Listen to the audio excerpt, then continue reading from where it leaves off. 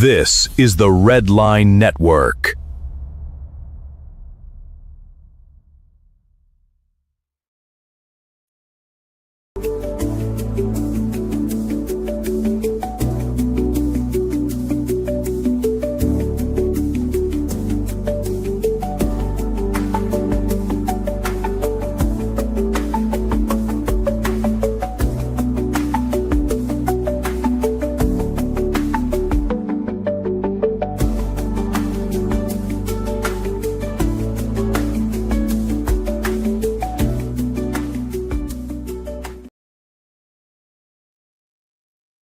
Good evening, my little chickadees. Welcome to Early Evening Sports Buffet with the Ginch here on the Red Line Radio Network. I am the Ginch, your host, Ryan Neff. It's Thursday. It's Friday Eve. Are you excited? I know I am. Excited for the weekend. But welcome to the show. NFL now in full swing with the training camps and stuff. NFL jabronis out there like me. It can't come soon enough. But welcome to the program. Let's just delve into it, shall we? Some news and headlines from the day in sports. The New Orleans Saints, Chris Olave, is supported by Catherine Terrell, ESPN. He has signed a 4-year extension worth up to $132 million. That includes $90 million guaranteed. I don't know what it is after taxes. $45 million. The Saints confirmed the extension, but did not disclose terms of the deal. Well, then how the hell do they know it's a 4-year, $132 million extension if they haven't disclosed the terms of the deal? What sense does that make? The extension comes after, you remember, he's been in negotiations with the Saints for about a year now. But okay, it's 4 years, $132 million, but the Saints are saying we're not going to disclose the terms of the deal, which makes no sense to me. So good for him. They've got him locked up. I think the Saints will struggle this year, like big time. Baker Mayfield came out and said that he felt disrespected by what the Bucs were offering, and as soon as my fucking Verizon pad will stop buffering, anybody who watches my programs knows that technology always has a way of shoving a red hot poker up my ass. And it's still buffering, so talk amongst yourselves. Let's try this again. This is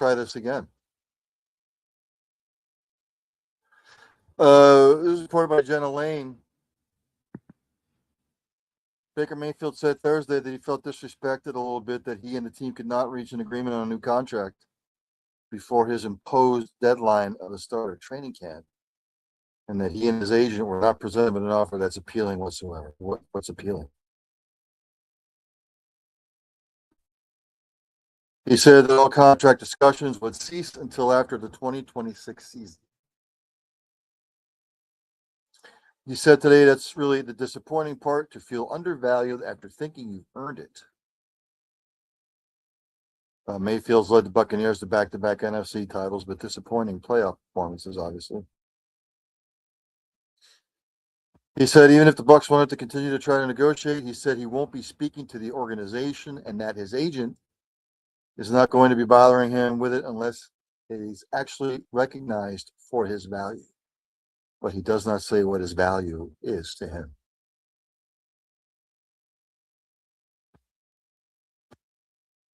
He got into specifics with ESPN's Jeremy Fowler, saying that the team offered him a 2-year deal, which was probably the most disappointing part. He wanted a long-term commitment.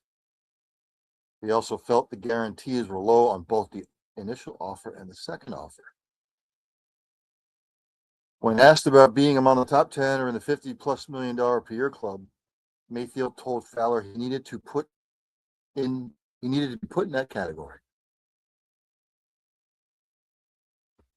and that the Bucs were pretty far from it. Yada yada yada. He's not worth $50 million a year. Honestly, I don't think any quarterback is worth $50 million a year.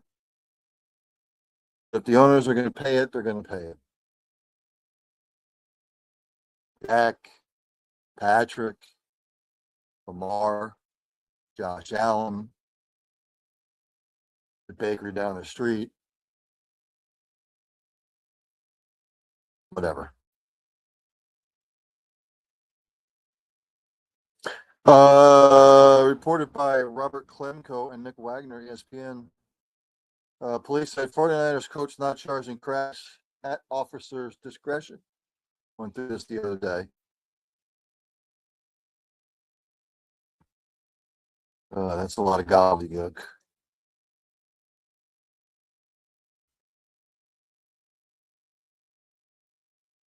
Big Ten Media Days, Coach Kurt Signetti of Indiana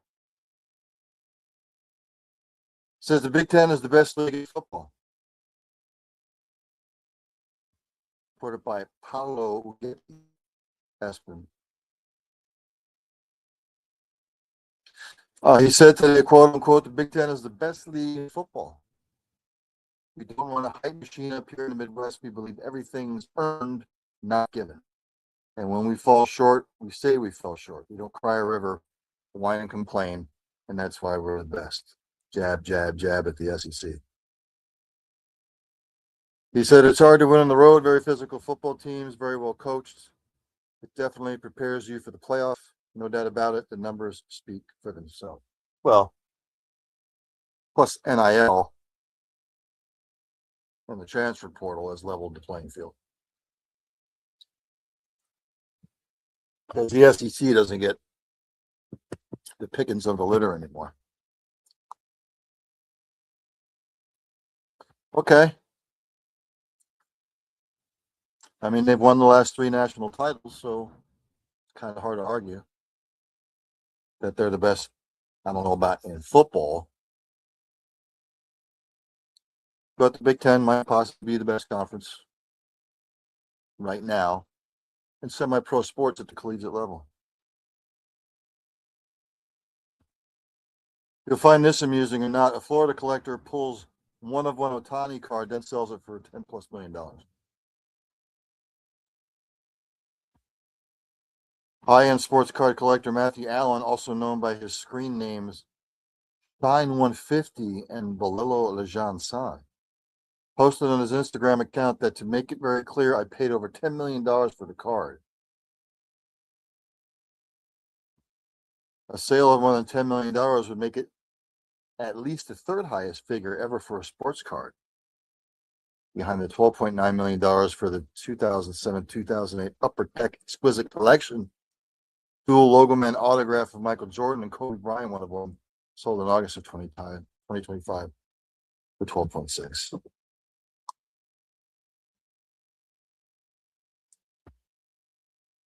World of Soccer, UEFA vows that World Cup boycott as CONCACAF rejects FIFA private equity plan. Reported by Mark Ogden, ESPN. Just read it here. European nations agreed to boycott all FIFA competitions, including the World Cup, after an emergency meeting on Thursday resolved to unequivocally reject FIFA President Gianni Infantino's plan to sell stakes in the World Cup to a private equity group. Good for them for the boycott. Because what this all entails is bullshit. Infantino's proposal was later dealt another major blow when North America's soccer body CONCACAF joined European counterpart UEFA in rejecting the plan. The decision of UEFA's 55 members means that major nations, including Germany, France, England, and world champion Spain, would not participate in the men's or women's World Cups as long as FIFA's proposal remains active. You will have to keep an eye on that.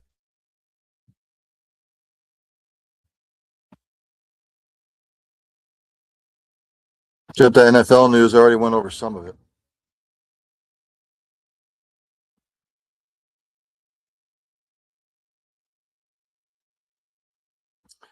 Fortunately, more bad news for the Carolina Panthers. Wide receiver Chris Brazell to have season-ending knee surgery.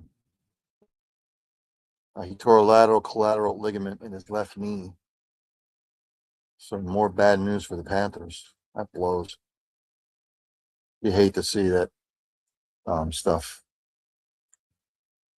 Derrick Henry said in his 11th NFL year he's not planning on retiring anytime soon.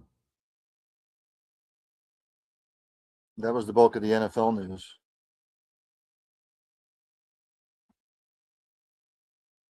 NBA stuff. There's no new stuff to go over. I went over it last couple of days. There's nothing new to report from what I saw. Major League Baseball today on the slate. Let's go over some scores, shall we? The Rays beat the Rangers 3-2. Twins beat the Royals 4-3. The White Sox beat the Yanks 2-1. And the Cubs with a big win over the Cardinals 4-2. Ongoing right now, Rain top of the first, Marlins Mets. Top of the first, my struggling Pirates taking on the Reds at 0-0. Later on, you have the Nationals at the Braves. Actually, that should be starting soon. Giants at the Padres and the Mariners at the Dodgers.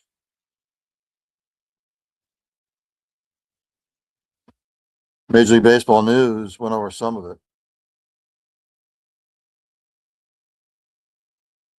The Los Angeles Dodgers said that they expect Ohtani to rejoin the rotation, but they're going to make a play for Skubal from the Tigers. Although he has struggled this year. Wouldn't that just grab the cat's nuts if they could get Skubal? But again, they're hopeful that Ohtani comes back to pitch.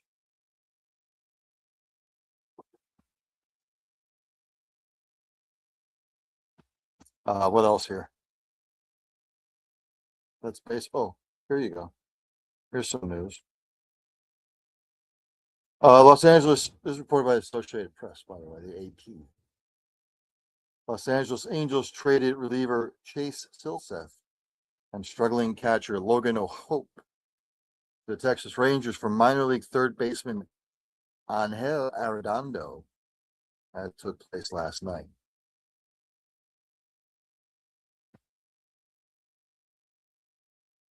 Does it make the Rangers better? I don't know.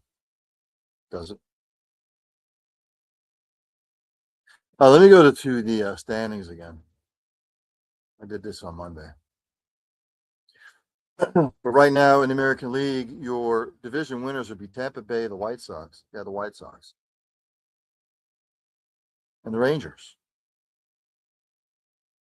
Wild card teams aplenty.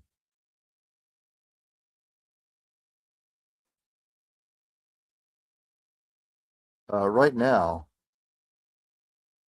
wild card, and I'll just go over the top four. In fact, no. Let me do this. So the Yankees will get a wild card, the Red Sox will get a wild card, Cleveland will get a wild card. From the Guardians all the way down to the Blue Jays, they're only separated by 5.5 games.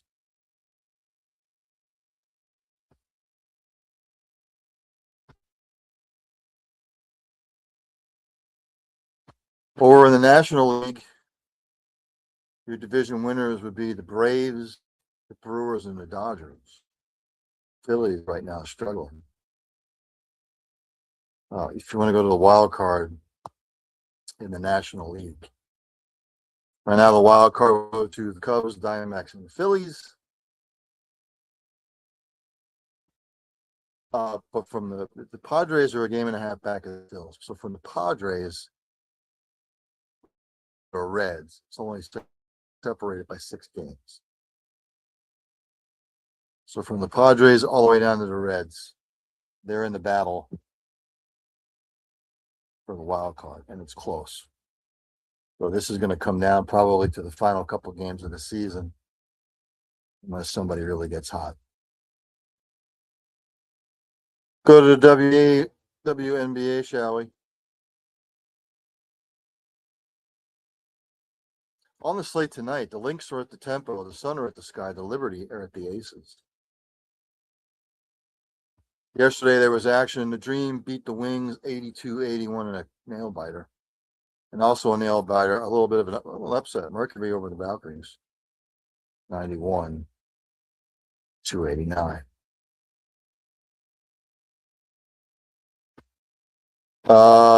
Tuesday, student body right. I did. I went over some stuff, college football.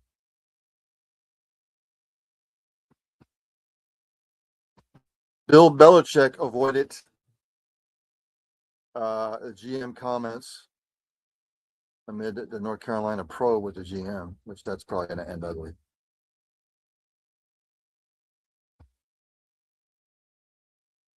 Reported by Dan Murphy and Pete Thamel. The Senate adjourns without scheduling vote protect college sports act.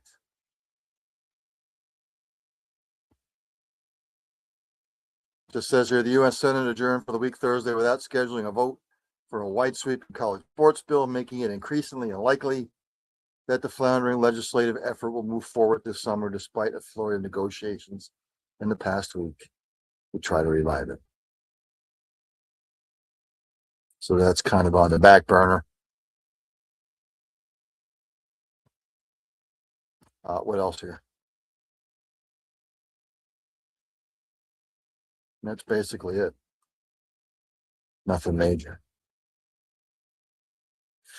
I found this interesting. And this is Bill Connolly came out with a which college football teams could break through and bounce back in 2026, according to him. And I'll get to it here in a second.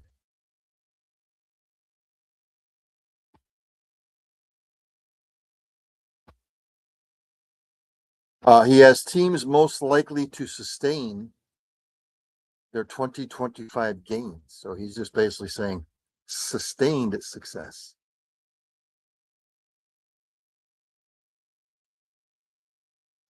Let's see. He has Texas Tech. And when you're spending $28-30 million on a roster, okay. He has the Huskies, still need to see it.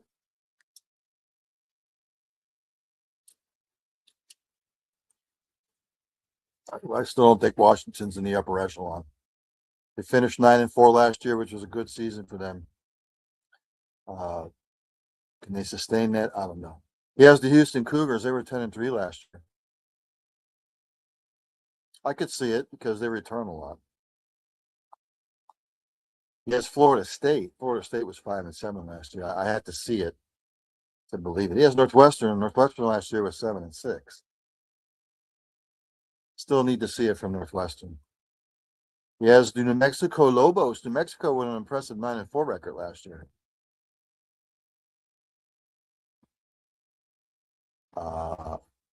I could see them being like 8-5 this year, though. He has Purdue Boilermakers. Purdue just their program sucks right now. They're horrible, just horrendous. I'm not going to sugarcoat it either. They were 2-10 last year. I don't even know what the over. I think the over under is like 3.5 or 4 wins. I just produced bad. Tulsa, he has. They were 4-8 last year. Still need to see it. And then he has his 2025 teams most likely to rebound from their 2025 stumble. He has my Gators. Still need to see it. I know a lot of people were high on John Summerall. I wasn't high on Napier. Summerall's sort of coming from the same sort of situation. If my Gators go 8-4 this year and win a bowl game, I'll consider that a success. But that's not the standard that Spurrier and Urban Meyer said. He has Virginia Tech. Of course, James Franklin there now. He has them winning possibly 7 games this year. I still need to see it. It's TBD. Oklahoma State. Oklahoma State was abysmal last year. Just horrible. We'll see. A lot of people are high on Drew Mestemaker. I would say if Oklahoma State goes 6-6 this year, I would consider that a success in the first year. Here's Colorado Buffaloes. They were 3-9 last year.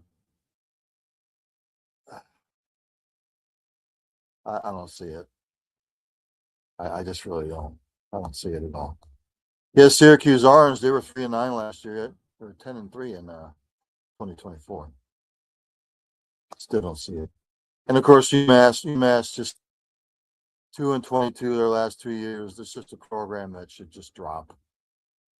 They should drop to FCS because it's just not a good program at all. Period. Let me go to golf.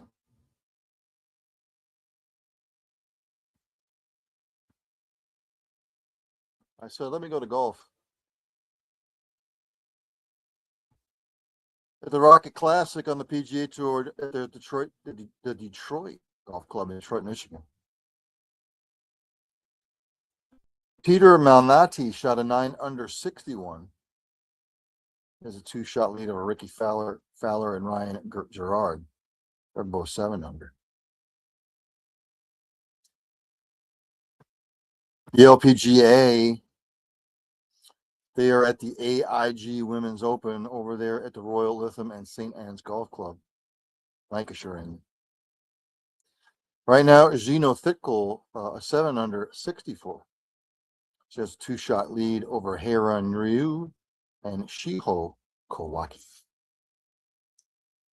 PGA Tour PGA Tour champions. They'll be teeing off tomorrow at the Ella Club at Vilamura in Algarve, Portugal.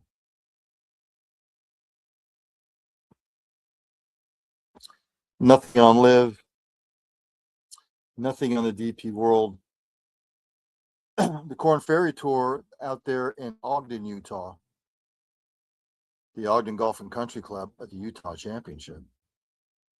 Ross Steelman and Jay Card III each shot 9 under 61s.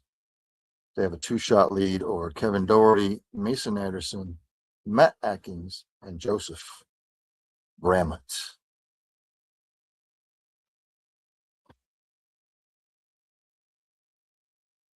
What else am I missing? Nothing really. Like I said, nothing huge, like really huge, like bigly out of NFL training camp other than what I've gone over. So we are nearly 2 weeks complete. I believe next week or the following week is the Hall of Fame game. Let me just double check.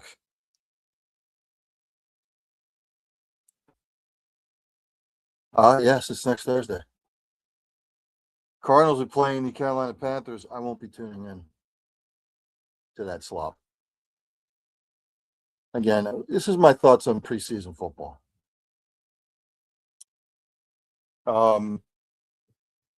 What they should do is play 2 games.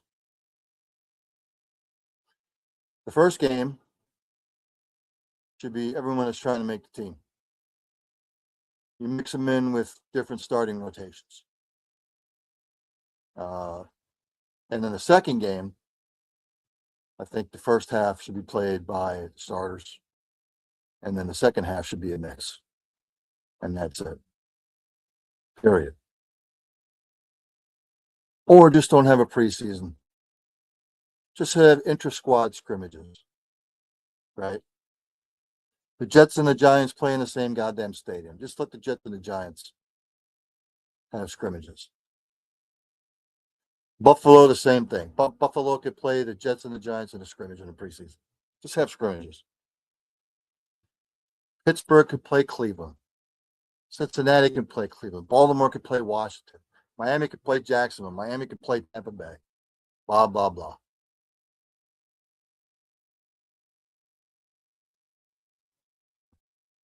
I don't want to hear about player safety shit because you're making teams travel to Brazil and Australia and Germany. Just why not have I forget what I saw. Oh, no, no, I jumped the gun on that. I think I'm going to end it there. Well, once the training camps really kick in, I'm sure there'll be more news daily.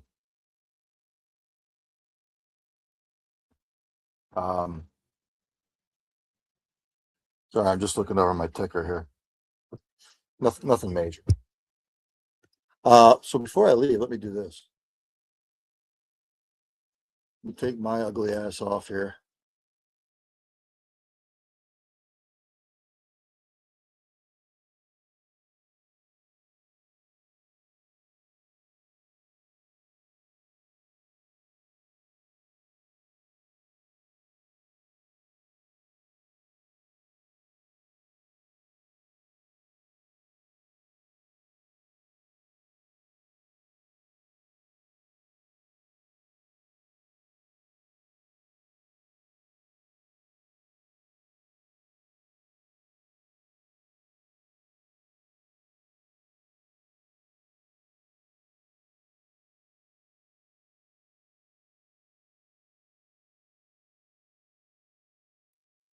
So I'm going to end it there. I'll see everybody at the top of the hour, 8 o'clock, 4 down territory.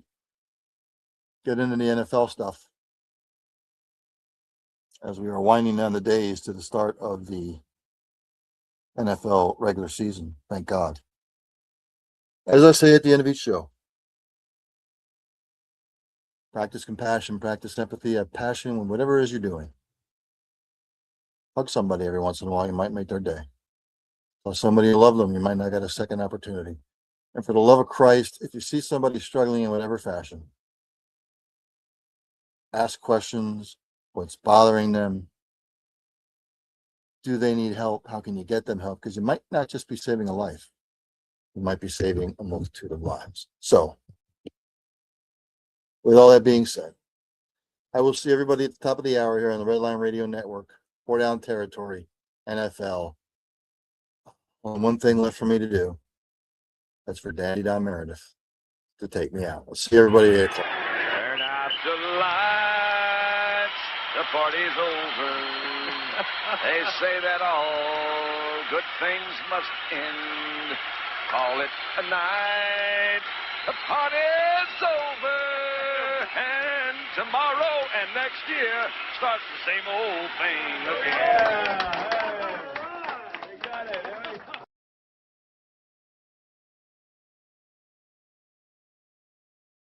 Redline Network introduces our newest partnership, Outlaw Light. Outlaw is crafted for all of the beer drinking patrons of America. They aren't preaching or teaching, their mission plain and simple, to provide a high quality beer at an affordable price. Outlaw is crisp, crushable, refreshing. Available by the case, tall boys, 16-ounce 6-packs or singles. Go to outlawbeer.com to find the nearest can or tavern near you. The Redline Network proudly raises their cans to you. Stay bold, Outlaw.